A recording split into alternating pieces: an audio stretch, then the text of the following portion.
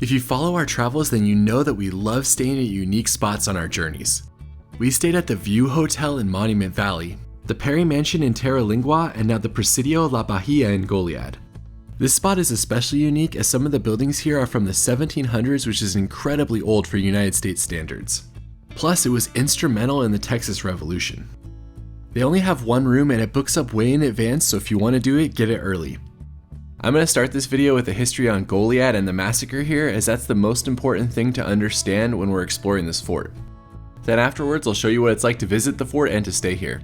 I'll let my dad do the history as he read the book and he's a professor.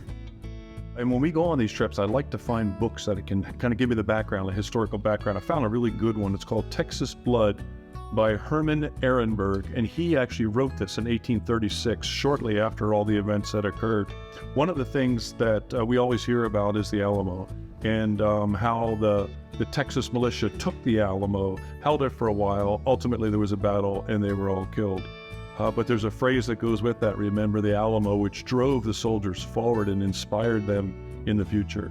So around the same time that the Alamo battle occurred, Colonel James Fannin was here with other soldiers, and he was going to try to send some help, but it didn't quite work out. There's a lot of stories behind that. But he was in a battle himself, which was called the Battle of Toledo. He and his soldiers were outnumbered 10-1, and ultimately were convinced by the Mexican army to surrender. They surrendered and then were brought here. But ultimately, they were all put into this little chapel. So if you could imagine something between 300 and 400 men all together jammed into this room. They said only a quarter of them could probably even sit anywhere. And one of the words that the guy described was that the only thing that kept them from suffocating was the high ceilings, which allowed a breeze to move through a little bit while all the men were kind of jammed in here. So after the battle and the surrender by Colonel Fannin, they brought the Texas militia back here and held them. After 8 days, or on the 8th day, they marched all the soldiers out in 3 groups over the hill here about a quarter mile away, and they were all murdered by the Mexican troops. A handful of guys escaped, but they were all killed out there. And then Colonel Fannin himself was supposedly killed right in the center of this square here, and that's how he ultimately lost his life. The thing about it, though, we all remember the Alamo, you've heard that before, but also a rallying cry became, remember Goliad, because of the horrors that occurred here. And hope you just enjoyed that little bit of history. It kind of enlivens experiences a little bit if you can know the background. So thought we'd just give you a little bit of that. Now that we've discussed the history, let's talk about what it's like to stay at one of the oldest forts west of the Mississippi. Pops, how excited are you that we are spending the night at this historic fort? Just to be here is amazing, but to be able to stay here. I mean, even the park guards were like, "You're staying here? That's so amazing." It's unusual. While we're just talking about the Texas Revolution in this video, the Presidio has a history that dates back way before that. It began in 1771 when the Presidio was built, and it became one of the only Spanish fortresses along the Gulf Coast. The Presidio was vital during the Mexican War of Independence, and then again, of course, during the Texas Revolution. Even if you're not spending the night, it's worth visiting the Presidio if you're in this part of Texas. After paying the small entrance fee, you can walk through the museum and tour the grounds self-guided. The small museum talks a lot about the history, but it also talks a lot about the rehabilitation process, which was extensive to bring it back to what it looks like today. My dad loved the Texas Blood book, as he talked about earlier, and he was excited to see the name of the author displayed as a survivor in the museum. Pops is a very big fan of the book. It's really interesting. It's really interesting. I've had conversations with people, not 100% potentially historically accurate, but very readable. We're exploring all the interior parts right now, including the chapel, because we can't access those later. But one of these doors is the door to our room, so we can actually come out here at nighttime and explore the courtyard and the grounds, just not the interior parts. Since it was relatively late in the day when we got there, we only had about an hour to explore all of the interior places before they closed them. This bell was actually at the Alamo.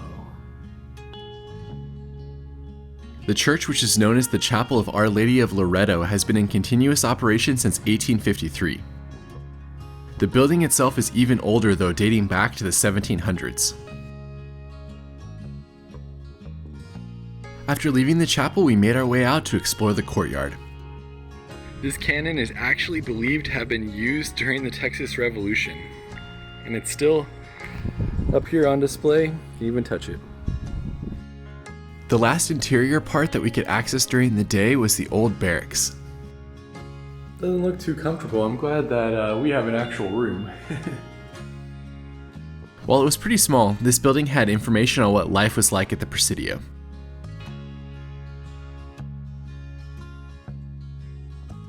I especially liked the flagpole in the middle, which had a replica of the flag that flew after the signing of the Texas Declaration of Independence.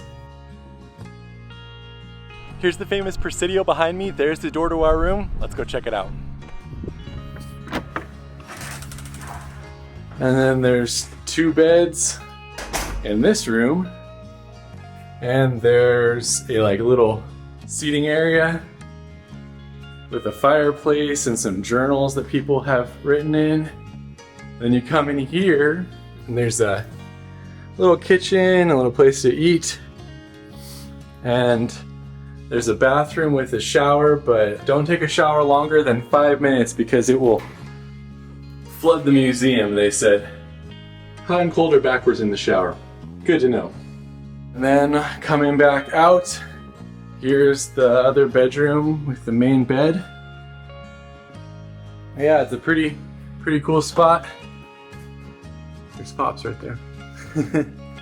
So it's pretty incredible that you can actually rent out a room in this old Presidio and stay here and explore the grounds outside, which are right over here. So once the Presidio closes, you can actually go out this door and you can explore the grounds all night long if you want to, but not the interior parts, just the outside. So yeah, this is certainly a unique place to stay. If you want more information about booking a night here, I'll have that in the description. And now let's head over to explore the memorial. There's the Presidio we're staying at. There's another statue there we're gonna see, but we came over here to the Fanning Memorial, which is dedicated to those that lost their lives during the massacre. It's amazing wildflowers right here. All sorts of different things, and I think that those are the famous Texas bluebonnets as well. It was a beautiful time to be in this area with all of the wildflowers situated around the memorial.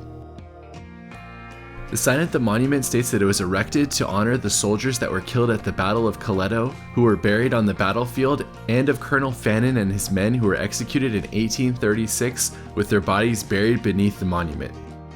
And then at the bottom it ends with the famous slogan, "Remember Goliad." Next to that, there's a statue for the Angel of Goliad, who was a Mexican woman who appeared in prisons and offered aid and even helped some escape. All right, we're gonna head into the town of Goliad and see if we can find something that's open to get for dinner before we explore more of the courtyard at nighttime. The town of Goliad also has a lot of history and is worth walking around a little bit. Right next to the courthouse is a large hanging tree where sentences were carried out after they were given in the courthouse right next door. There was only one restaurant in the entire town that was open on the Monday that we were there, so we headed over to get some Tex-Mex. Can't mess up fajitas. And homemade corn tortilla. Oh, those look good. Yeah, they do. As the only place open for dinner in Goliad today, that was a surprisingly fine dinner. Heading back to explore more of the Presidio. You guys, let me show you how cool this is. You can come out the back door, and there's a chapel from the 1700s right there. Since the Presidio is now closed to the public, my dad and I just sat in the old cannon tower. I've just been hanging out up here, watching the sun go down, watching the lights come on in the chapel. This is a pretty cool place to hang out. Right next to the cannon, Pops, and the cat. What do you think about this spot, Pops? This is so full of history and beautiful and moving and all that kind of stuff. To actually be able to be here is pretty incredible. We made friends with the Presidio's cat who walked around and explored the outdoor areas with us. We were also warned that they would try to get into the quarters later and that we could let them in if we'd like. There's the monument out there for Colonel Fannin, which is what Pops was just talking about and what we explored earlier today. Also, people say that this place is haunted, and you can see that. It looks a little creepy when you look out over there. And that cat is just following us. Normally we would have this area all to ourselves, but there's a reenactment happening this weekend, so there's a few people from the reenactment that are camping out here. What is that, a headlamp? Yeah, look at that epic headlamp. All right, we're going to explore the barracks. They don't normally leave the barracks open, but I'm guessing that they left it open because of the reenactments and all of the people who were there.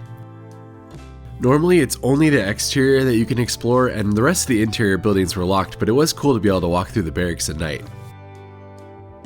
I will say that after knowing the history, it's a little eerie to walk through these buildings in the dark.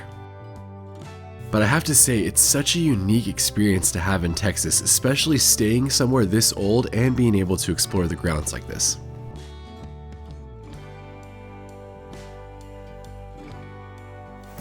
It's fun to read all these stories and things that people have written in the journals. Some people have gone here multiple times, some people have talked about history, some people have talked about ghosts they've seen, but there's definitely lots of stories in these books. Alright, putting this away, and we're crashing for the night. We will see you tomorrow. Pops is citing the guest book about our adventures. Let us know if you ever come here and you see what we wrote. Made it through the night. This is definitely an awesome place to stay. Felt like you were exploring like a medieval castle in Europe or something like that. Lots of noises throughout the night because of a historical property like this. Definitely makes some noises. And if you want to know how to stay here, I will leave information on that right here.